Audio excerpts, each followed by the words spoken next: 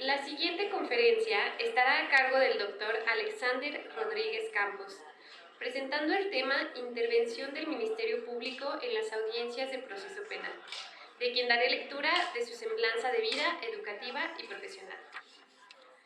Alex Rodríguez Campos, abogado costarricense, profesor universitario, consultor en reforma legal, fortalecimiento institucional y capacitación judicial para agencias como BID, OEA, OI, UNICEF, USAID e INL en Centroamérica y Suramérica.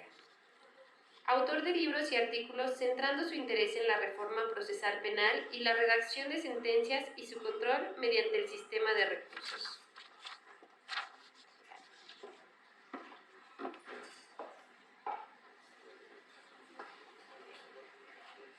Bueno, muy buenas noches a todos y a todas. Sé que ya es avanzada la noche, entonces no voy a dar la exposición.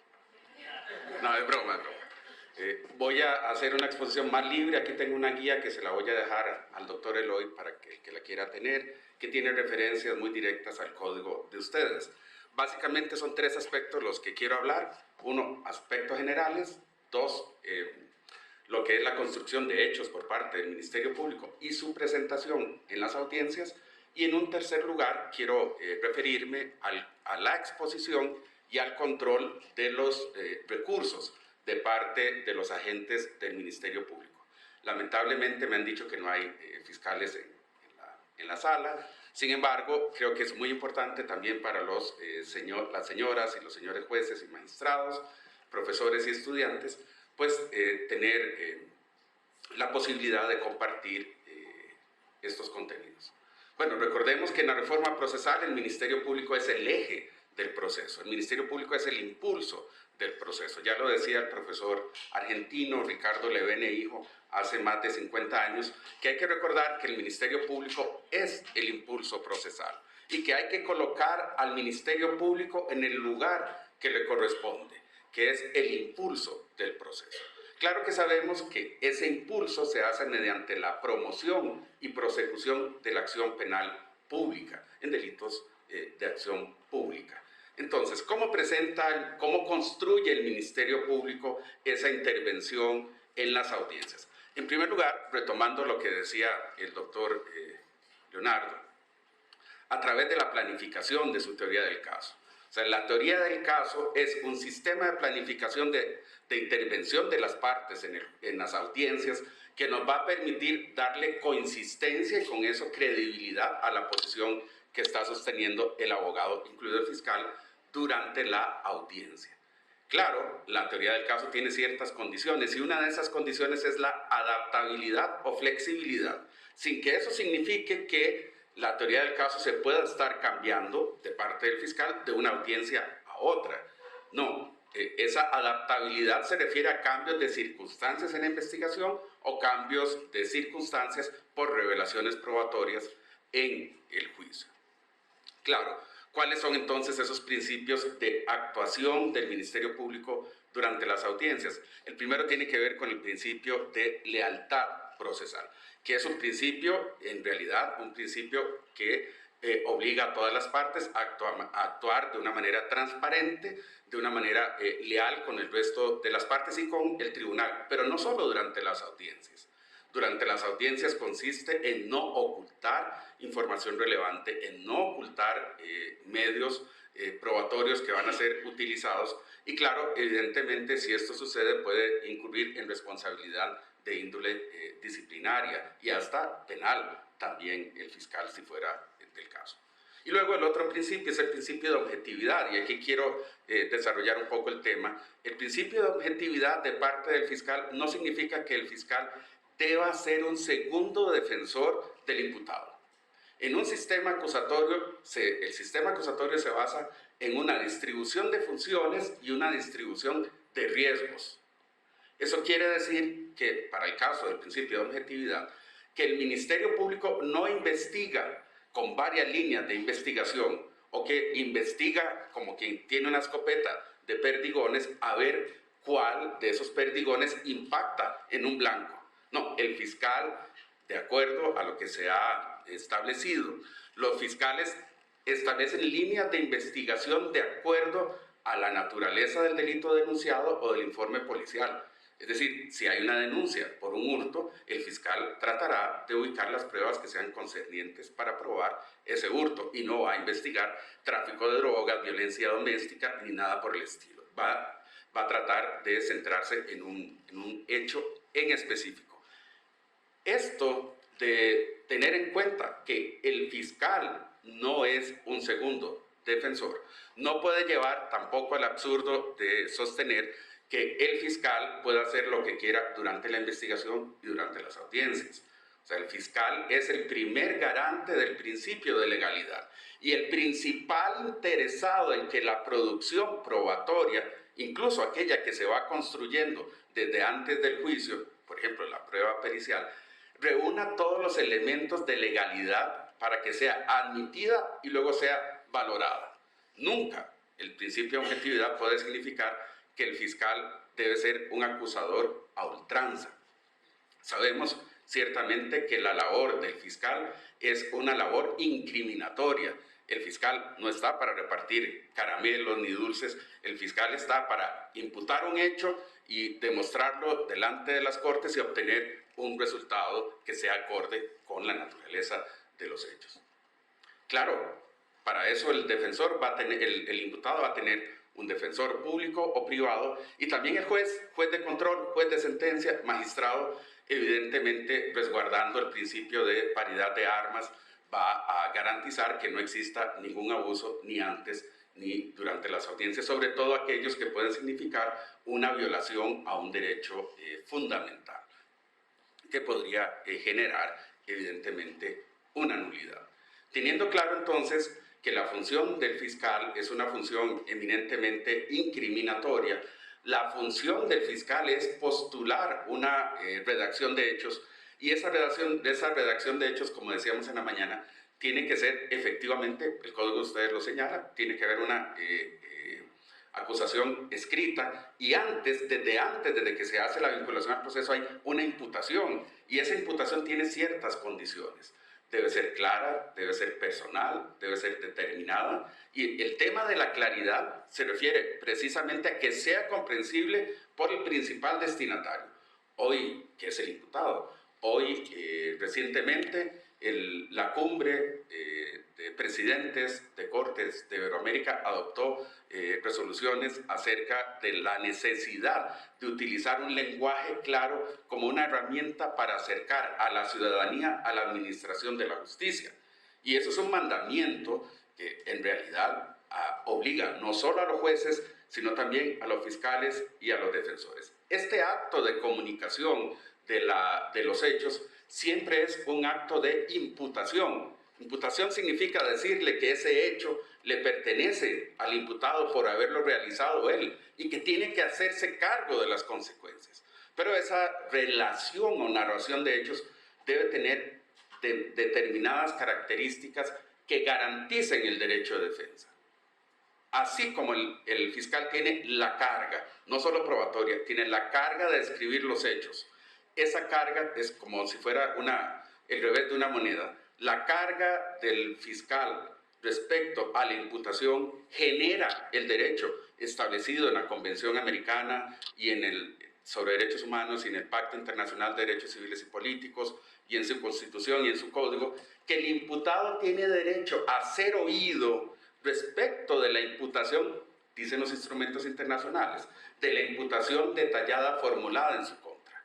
Y este término imputación detallada significa que el fiscal debe señalar cuál es la persona a la que se le está endilgando ese delito y además describir las condiciones de modo, tiempo y lugar para responder a las preguntas básicas: ¿qué, quién, cómo y qué fue lo que hizo?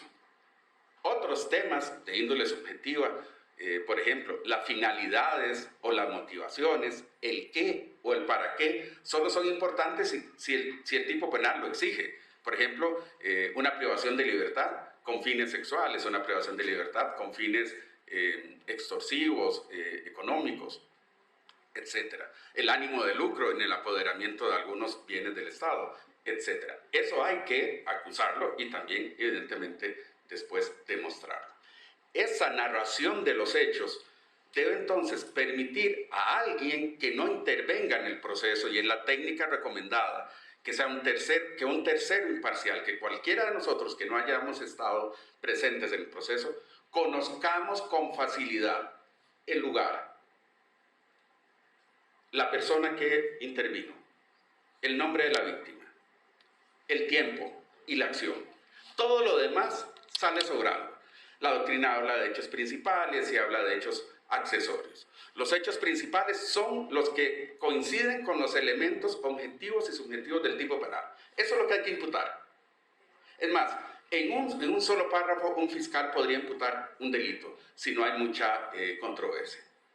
El día 1 de enero a las 9 de la noche, en las instalaciones de la Universidad Autónoma de Aguascalientes, en el auditorio principal, en el momento en que la ofendida María se levantó para ir al baño, mientras había una conferencia muy aburrida, el imputado, Periquito Pérez, se apoderó, le arrebató su celular o su computadora, valorada en 1.500 pesos.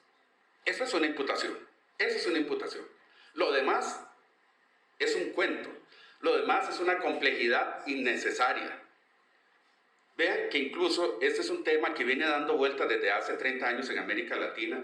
Tan es así que, por ejemplo, Panamá acaba de invertir millones de dólares en una herramienta de inteligencia artificial para enseñarle, para que sea un auxilio de los fiscales, para que puedan hacer esta imputación. Pero es que hemos perdido la noción de que la imputación es simplemente la concordancia de un hecho del pasado con el hecho general que está describiendo el tipo penal. Y entonces lo hemos complicado. Ya lo han dicho los otros expositores. O sea, ¿cuáles son los principales defectos de una imputación que hay que evitar y que justificarían que el juez rechace incluso desde una vinculación al proceso, mucho más una acusación? Por ejemplo, que no exista una imputación como tal, sino una lectura de actos policiales, de actuaciones policiales. El fiscal que llega a una audiencia y simplemente dice: al ser las 10 de la noche recibimos una llamada al número de emergencia 911 en el que informaba de una persona siendo víctima de violencia doméstica. A las 10:15 se desplaza la unidad de la patrulla número 125 con Perico Pérez, ese es otro, y el oficial Carlos Pérez, los dos.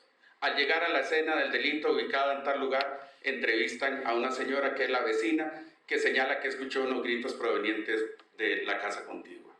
Entrevistaron a la señora tal, que dijo ser la esposa de fulano de tal y haber recibido golpes.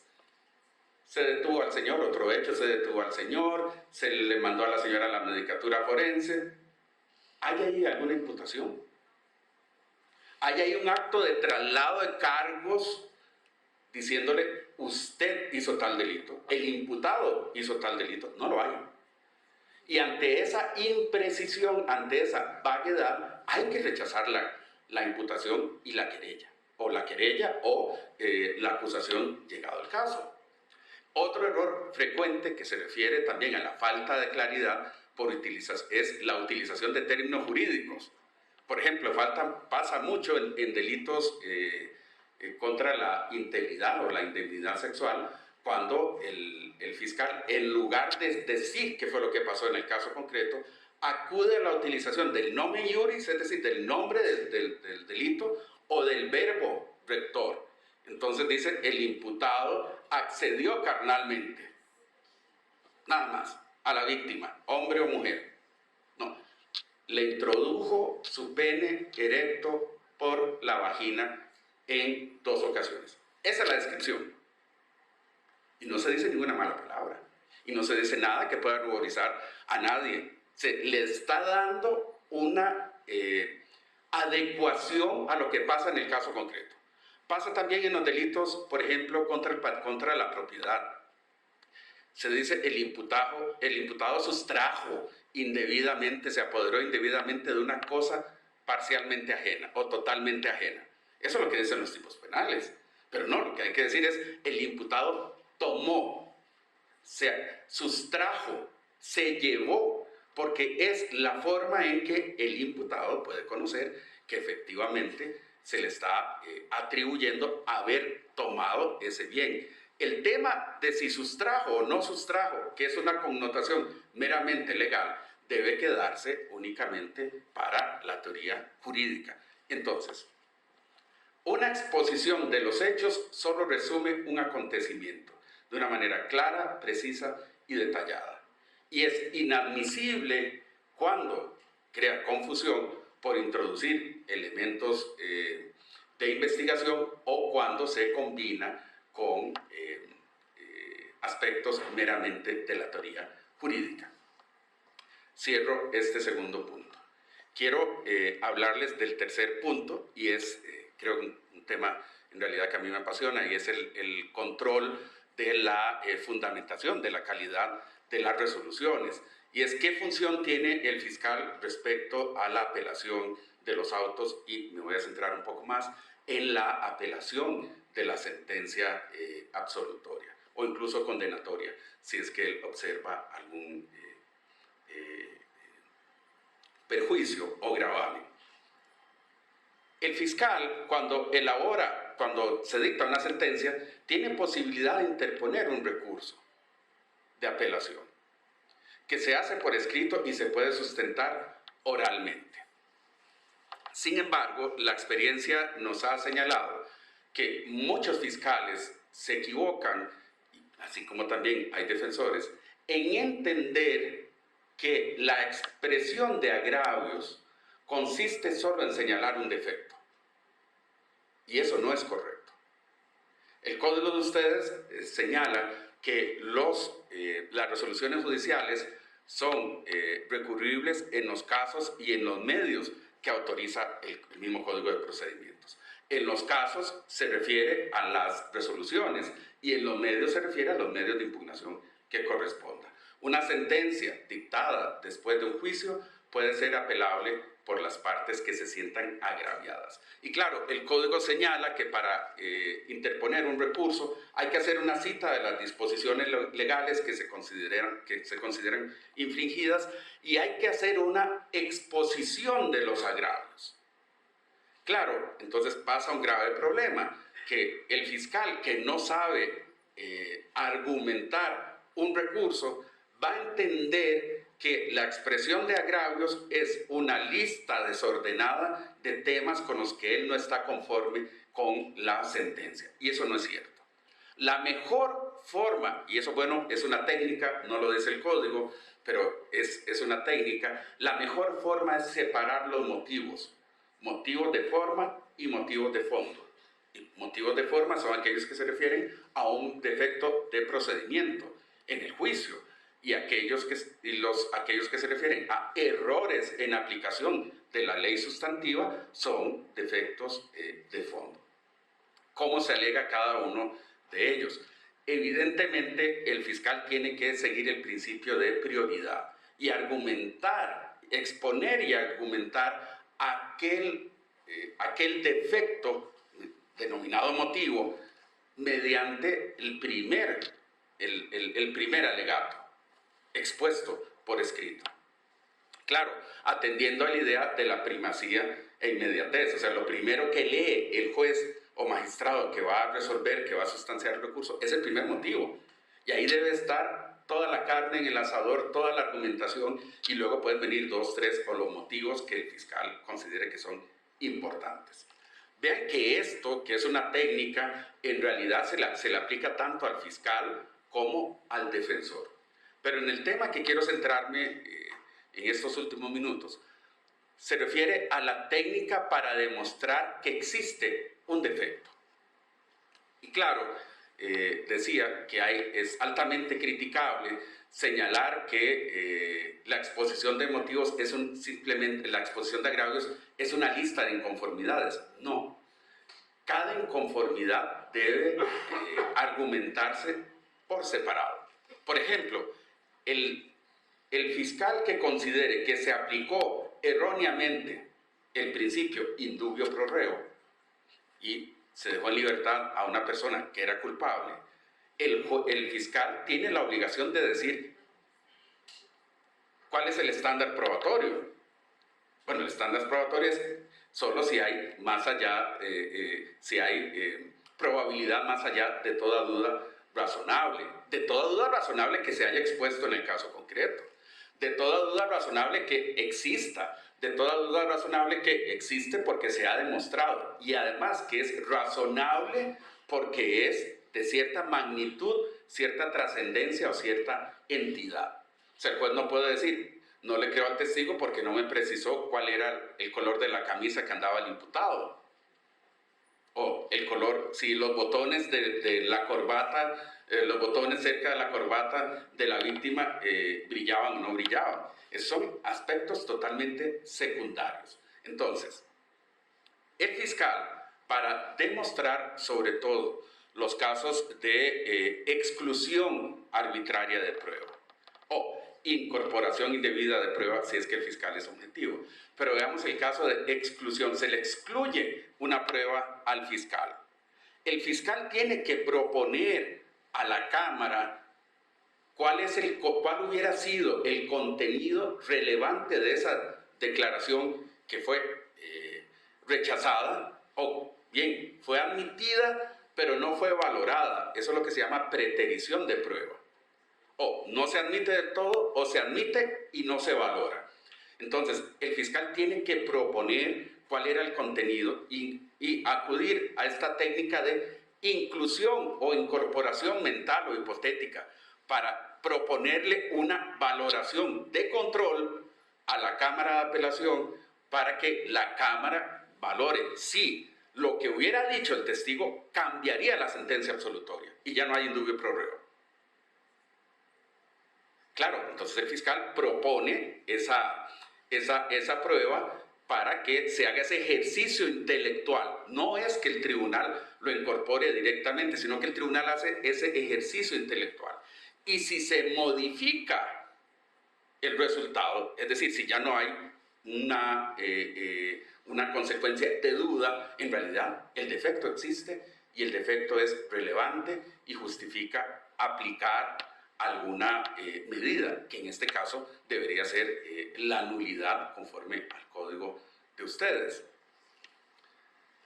Vean que el centro de un alegato de un fiscal en un recurso escrito y en la exposición que vaya a hacer, tiene que ser la existencia de un agravio.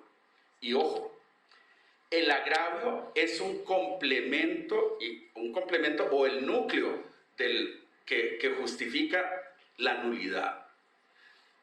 Lamentablemente en nuestros países persiste la idea de la nulidad por la nulidad misma o el seguimiento de formalismos, donde se anulan sentencias simplemente porque se constata que existió un defecto. Pero eso es un grave error que va en contra de la economía procesal, va en contra del acceso a la justicia, va en contra incluso de la percepción ciudadana de cómo se administra la justicia. El agravio es el tema de la consecuencia negativa que perciben las partes por el dictado de una resolución que se considera que no está ajustada a derecho. En el caso de un imputado, el agravio siempre va a ser material. Se dicta una prisión preventiva en un caso en el que el imputado tiene arraigo. Se dicta prisión preventiva en un delito que es un delito menor. Se dicta prisión preventiva y no se examinaron otras posibilidades de contención o de sujeción al proceso. El imputado no tenía juzgamientos ni condenas anteriores, etc.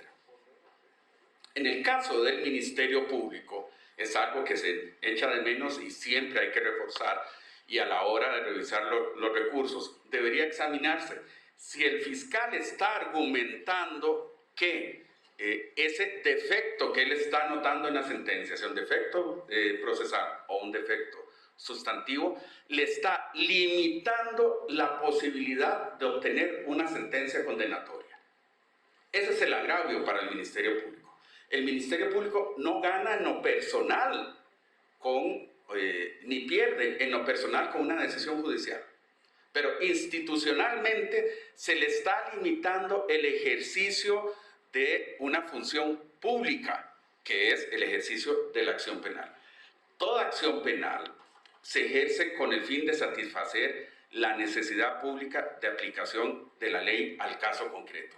Eso es un interés público, pero ese interés público debe trasladarse al caso concreto y señalar cómo una valoración inadecuada de la prueba debe permitir dictar al juez que está controlando la apelación una sentencia que corresponda. Ciertamente, el código de ustedes señala que pueden ser objeto de recurso de apelación y establece los motivos. Dice, salvo la inmediación, que se pueda afectar la inmediación. Sin embargo, hay que tener en cuenta que uno de los defectos de la sentencia, uno de los requisitos de la sentencia, es que exista una valoración racional de la prueba. Y la valoración racional de la prueba solo se puede hacer si se ha inmediado la prueba, si se ha tenido esa inmediación. Hoy en día se sostiene que la inmediación no es un obstáculo para revisar una sentencia.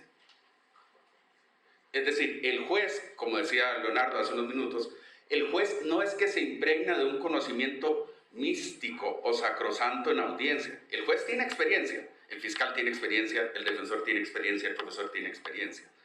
Pero la autoridad del juez no se la da el puesto. La autoridad del juez en el sistema acusatorio la da la calidad de las resoluciones.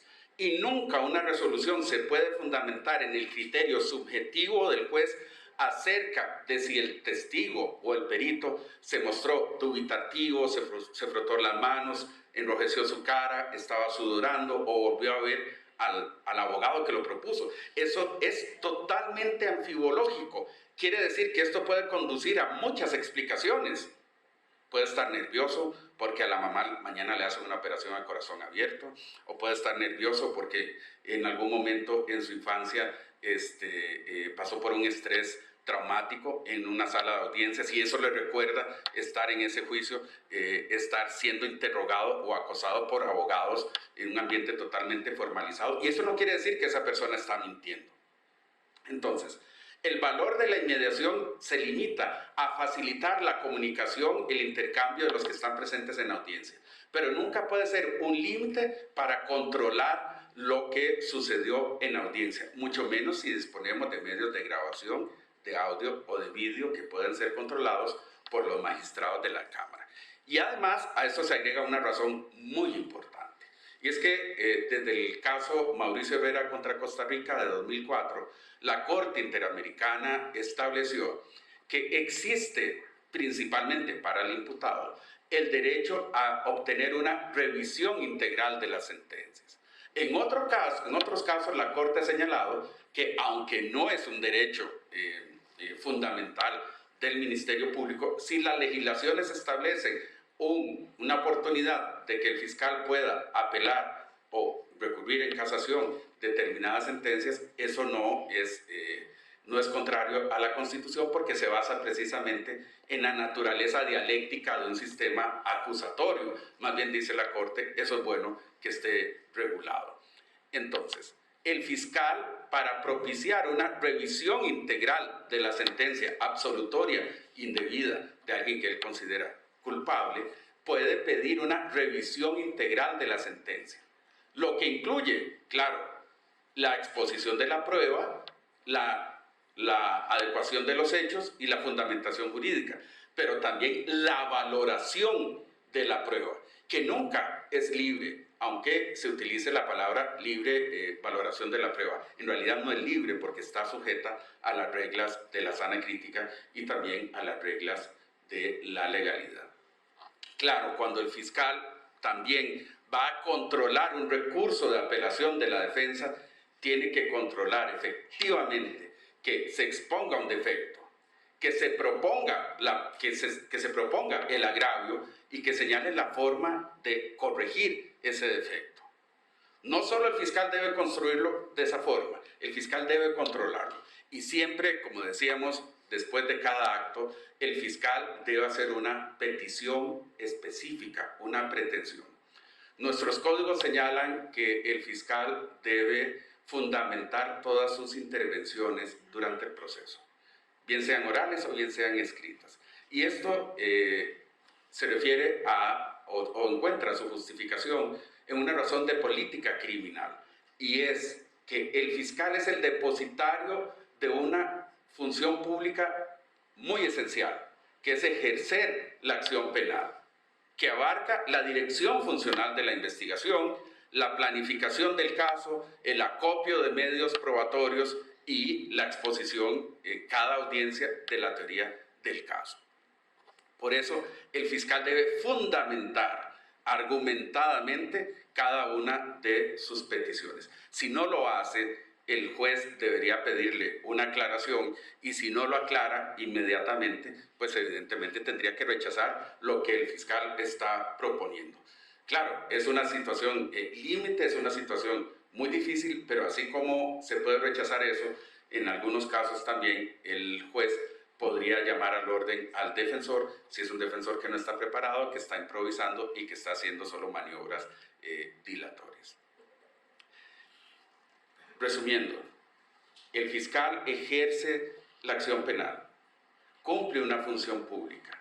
Para ejercer correctamente esa función pública, tiene que planificar. La esencia de cada petición que haga el fiscal en audiencias previas al juicio es la correcta imputación de los hechos. Antes del juicio, el estándar es la probabilidad, y debe enunciar los hechos y exponer los elementos probatorios de una manera que convenza al juez. Si quiere una prisión preventiva, ya lo ha señalado la Corte Interamericana, debe existir probabilidad de existencia del delito y participación del imputado. No solo que el delito sea grave, no, que exista una probabilidad argumentada por el fiscal y que además exista un peligro concreto que establece la legislación, peligro de fuga o peligro de alteración de la prueba, etc. ¿Quién tiene la carga? El fiscal, pero siempre basado en los hechos que ha descrito de una manera clara y precisa. En el juicio, esos hechos se basan, el juicio, señala el código, el juicio se hace sobre la base de la acusación. Y esa acusación, en principio, debe estar inalterada, salvo que surjan hechos que la puedan modificar, como lo vimos en la mañana.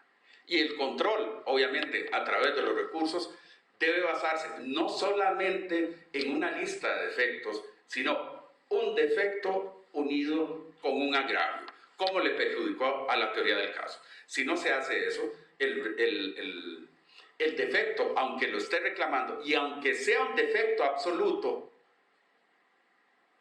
no justifica la nulidad de ninguna resolución.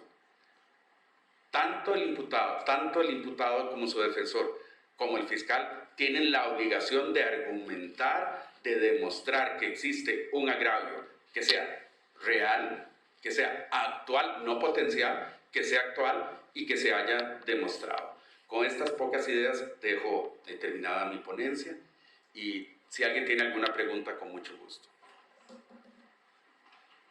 No todos, por favor. Muchas gracias.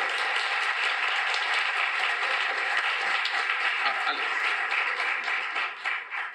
Gracias, doctor. Buenas noches. Pregunta. El Ministerio Público, aquí nuestro Código Nacional de Procesos Penales tiene la facultad de proponer lo que es el procedimiento abreviado, que es básicamente que el imputado acepte su intervención en los hechos y a cambio de eso se le reduce una pena de manera considerable. Pero se ha dado el fenómeno, lo digo aquí específicamente en nuestro estado, donde por política criminal se propone a veces procedimientos abreviados con penas mucho más bajas de las que se debería de aplicar. Por ejemplo, un delito de violación, la mínima que te podría quedar con la rebaja del abreviado, te podría quedar de 12 años, 8 años a lo mucho. pero luego existen abreviados que los llevan a proponer hasta de 5 años, 4 años, para efecto que puedan acceder al sustitutivo de prisión, o sea más fácil que accedan también al beneficio preliberacional cuando concluya la pena. ¿Qué opina de esto? ¿Es posible, en base a la política criminal, poder bajar esta pena más de lo que nos permite la norma procesal? Bueno, hay que hacer la diferencia entre política criminal y política de persecución. Me parece que usted está hablando más bien de una política de persecución que se refiere a directrices internas de la Fiscalía de cómo acelerar la tramitación de las causas. Y no propiamente de una política criminal que se refiere al diseño y distribución de poderes y derechos digamos, en el proceso e incluso en la redacción y vigencia de la ley sustantiva.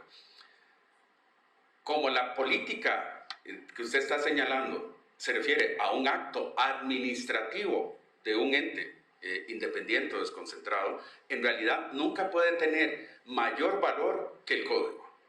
Entonces, jurídicamente es un acto de rango menor y además solo tendría, digamos, en el caso de que fuera legal, solo tendría alcance dentro del Ministerio Público y nunca podría vincular al juez, aun cuando en el Ministerio Público tiene la promoción del proceso. Si se ha acordado una pena inferior a lo que permite el código, a veces se puede rebajar un 20, un 30, un 40%, los códigos tienen diferencias, pero si se baja más de eso, el juez debería rechazarlo. ¿Por qué? Porque si el juez lo acepta y dicta sentencia, aunque todas las partes estén de acuerdo, podría incurrir en un delito de prevaricato. Es decir, estaría resolviendo en contra de lo que dice la ley. Si yo fuera juez, no lo haría, precisamente por reconocer que el valor legal superior lo tiene el Código de Procedimientos y no una circular del Ministerio Público que no puede tener efectos de carácter general como si es una ley. ¿Verdad? Sí. A ver, nomás me gustaría hacer la presión. Si el fiscal, previo a hacer la petición, hace una reclasificación de la... Generalmente viene por la pena que me están diciendo, debe ser una violación agravada. Si el fiscal, previo a hacer la petición, hace una reclasificación, quita las agravantes, deja la violación simple, y entonces ahora con la violación simple, hace el planteamiento del abreviado y queda una pena mucho menor. Creo que nomás que quisiéramos hacer la presión en ese tema, porque ahí creo que sí. O sea, si es así es correcto, porque hace una adecuación, una reclasificación que ajustaría en el límite, pero si simplemente para sacar casos dan la directriz que en esos casos se puede bajar la pena, sí habría un problema serio de legalidad. Perdón, yo también me solo para aclarar el tema. Yo creo que lo que hay que distinguir es, ¿el fiscal tiene facultades para promover abreviado? La respuesta es sí. ¿El fiscal puede ir más allá del principio de legalidad o de tipicidad? La respuesta es no. Y por lo tanto puede reclasificar, o lo otro que hacen muchos fiscales es que el juez con lo que resuelve es con lo que se le expone, como el caso chileno. Usted puede tener un delito que los antecedentes investigativos permitirían dibujar o sostener razonablemente una figura calificada de un delito.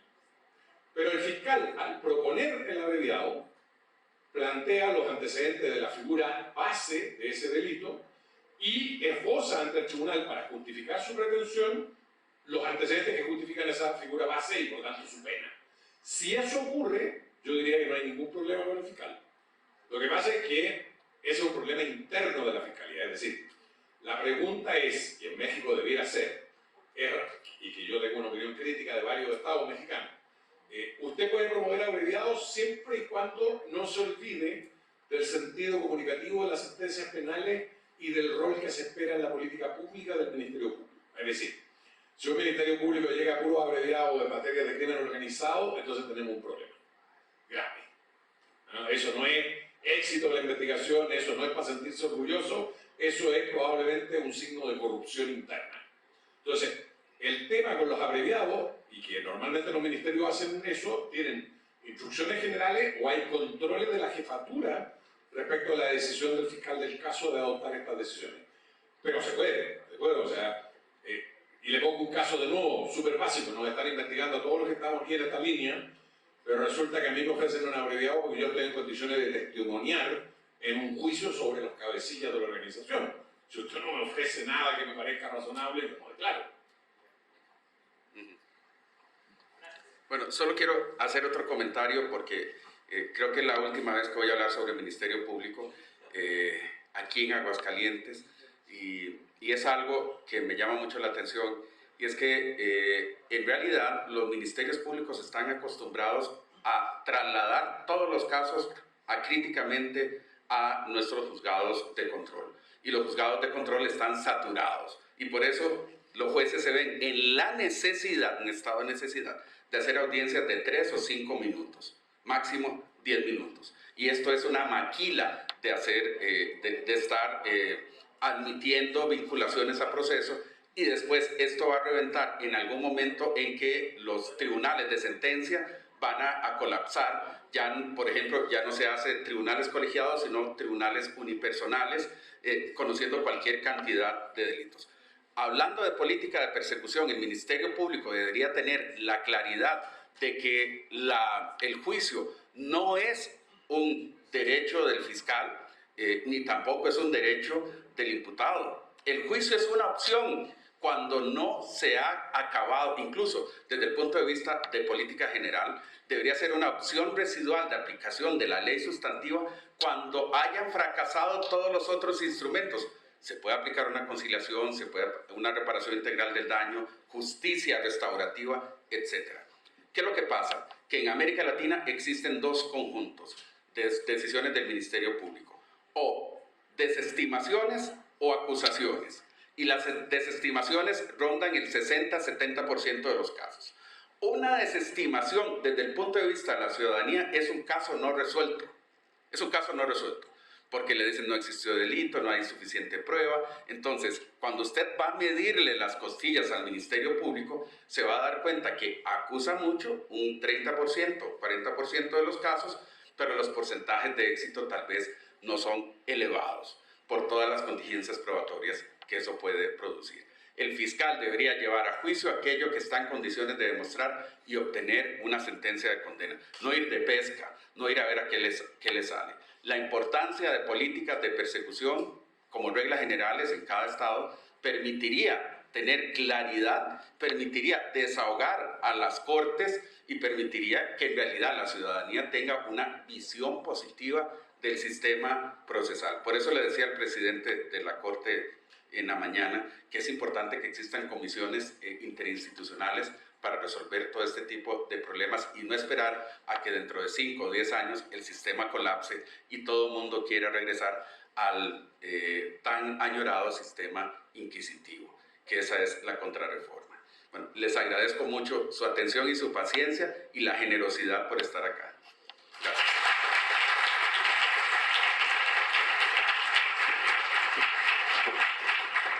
Muchas gracias por la excelente ponencia. A continuación, el doctor José Luis Eloy Morales Brand le hará la entrega de un reconocimiento y un obsequio como agradecimiento.